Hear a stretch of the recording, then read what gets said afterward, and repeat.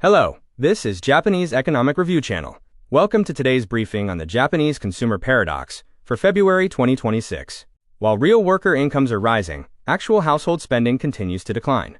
We will analyze the latest Family Income and Expenditure Survey and the Consumption Trend Index to understand why consumers are keeping their wallets shut. We observe a clear macroeconomic divergence. The income engine shows positive signs, with worker households' real income growing 1.6% year-on-year. However, the wallet squeeze is real, as average household real consumption contracted 1.8%. Paradoxically, aggregate macroeconomic growth remains positive at 1.1%, meaning structural factors offset individual micro-level belt-tightening.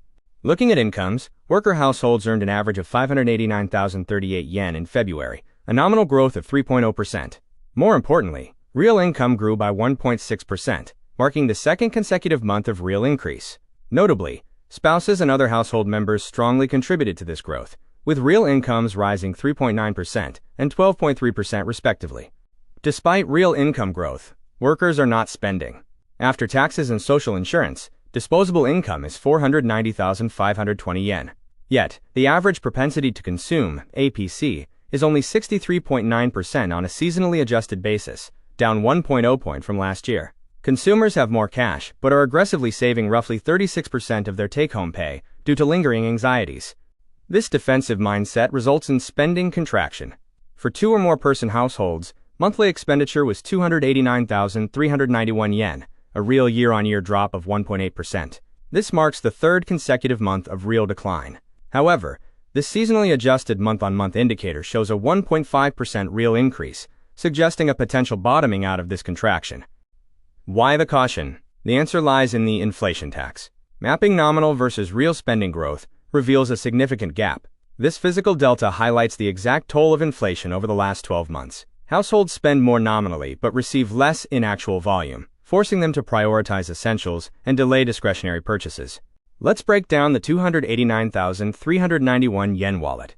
Food is the largest share at 87,314 yen, with a slight real decline of 0.15%. However, overall volatility is driven by discretionary swings. Reading and recreation contributed plus 1.04% to real growth, while education heavily dragged down spending with a minus 1.15% real contribution. This selectivity is clear in category drivers: medical care, plus 0.54%, and reading and recreation, plus 1.04%, driven by foreign package tours, show robust growth.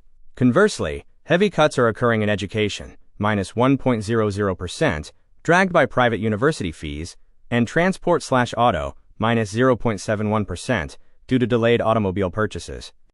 Demographics play a crucial role. The Household Consumption Trend Index reveals that while two or more person households saw a real YoY decline of 1.6%, single households experienced a sharper contraction of 2.6%. Single households act as an anchor on the national aggregate, demonstrating the most severe belt-tightening behavior. How do we resolve the paradox? The Micro Household Consumption Trend Index dropped 2.1%. However, the Macro Total Consumption Trend Index rose 1.1%. Increases in the total number of households and broader structural shifts are offsetting individual micro-contractions, pushing the net macroeconomic consumption positive. Finally, a methodological check. FIS measures average household expenditure, including services and gifts, while retail sales primarily tracks goods and includes tourist spending. Wage statistics track per-worker averages, whereas FIS captures total household income, including spouses and pensions. Understanding these differences is key to accurate analysis. Thank you for watching the Japanese Economic Review. We look forward to having you with us again.